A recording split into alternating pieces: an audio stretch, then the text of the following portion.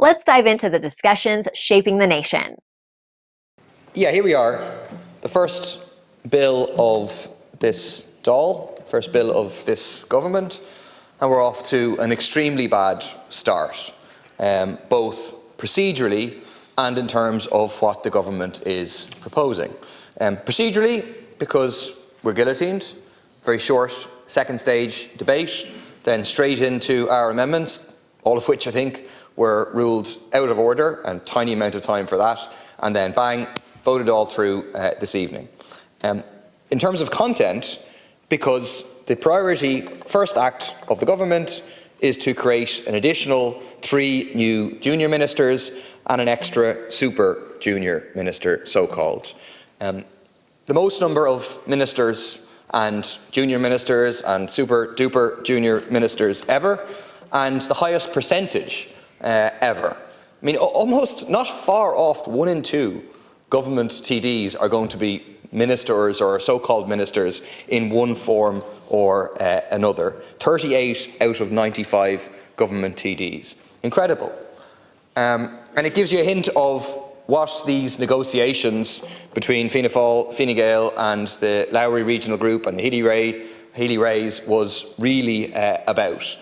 Not so much about policy, because effectively they could just mash together the Fianna Fáil manifesto and the Fine Gael manifesto, leave any concrete targets out, and then the regional group basically would nod that through with a tweak here or there. But instead, the focus was clearly about how many snouts could be fit into the public trough. The government has tried, like in a way impressively, the brass neck of it, to say, really, we need all these extra ministers because of the extra size of the population or the extra complexity of running things and so on.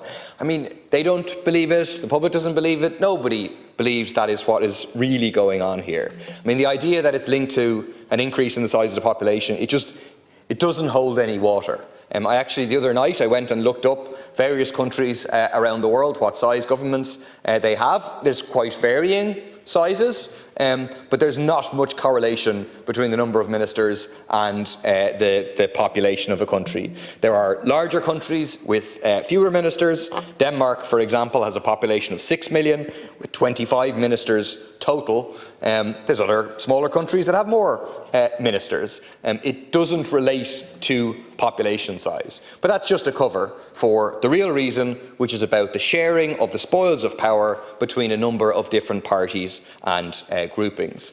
And that's revealed that, in effect, this is the first act which includes extra allowances for the so-called super juniors.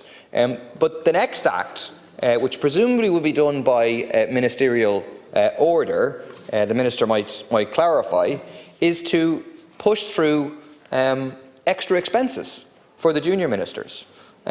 Because the idea is, so previously, up until this point, junior ministers had to make do on the supposedly very modest combined salary and expenses of €176,000 a year. That's more than 4 times average earnings.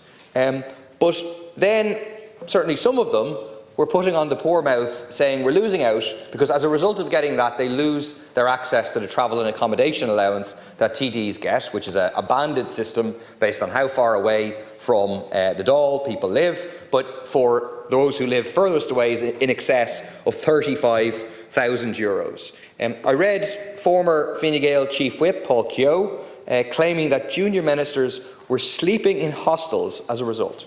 So they're on €176,000 between salary and expenses, and yet somehow we're unable to afford hotels and therefore need these extra tens of thousands of euros of additional set of expenses. I also see that this is an idea which supposedly has no parent. I saw Michael Healy-Rae saying, no, this has nothing to do with him. Supposedly this idea emerged from nowhere in the negotiations and didn't relate to the various people who are going to be the junior ministers saying we want these extra expenses. The other very clear example of the sharing out of the spoils of power that this is really about is the increase in the number of so-called super juniors. What started out as 1 super junior to facilitate Democratic left being in government in 1994 has ballooned now into a record 4. How many will it ultimately end up in if you are not stopped in the courts? Their role in the secret deals between Fianna Fáil and Fine Gael and the groups of independents is revealed by the fact that 2 out of the 4 of these so-called Super Juniors are from the regional group, with then Fianna Fáil and Fine Gael getting 1 each. Obviously, it won't be ultimately decided upon here, but I think there's a lot of evidence to suggest that these Super Juniors are a breach of the Constitution. That, because the Constitution is clear, a maximum of 15 members of the government, it's clear that it shall act collectively and confidentially, but the presence, the attendance of these so-called Super Junior Ministers is clearly in breach of that. And I don't know if consciously or unconsciously, but former Taoiseach Leo Varadkar gave the game away about this when he wrote in the Sunday Times, I think 3 weeks ago at this stage, that these Super Junior Ministers were used, quote, to get around the rule of 15, explaining that at Cabinet, quote, they were treated as equals, had a full set of advisers and brought their own memos for decisions. They get the extra allowances, they attend, they participate in all Cabinet decisions, they act as ministers, breaching the Constitution for the sole purpose of spreading around the spoils of office. Another grand political stroke for which ordinary people pay for. He did go on to make the point that it's time to bite the bullet and amend the Constitution to allow for the number of senior ministers to increase. Then that's fine. Then let's have that discussion. I mean, we're in favour of a very different sort of constitution which puts people's rights to the fore, which wouldn't have secret discussions, and let's have a discussion in that context about how many ministers we have. Fine. But you cannot just get around the Constitution by this invention of the concept of Super Juniors. If you want to change the Constitution, if you want to change the rules, then fine, but you have to go to the people to do it because the people have the right to decide. Thank you, Deputy. Like, share, and subscribe, and let us know your thoughts in the comments. We'd love to hear from you.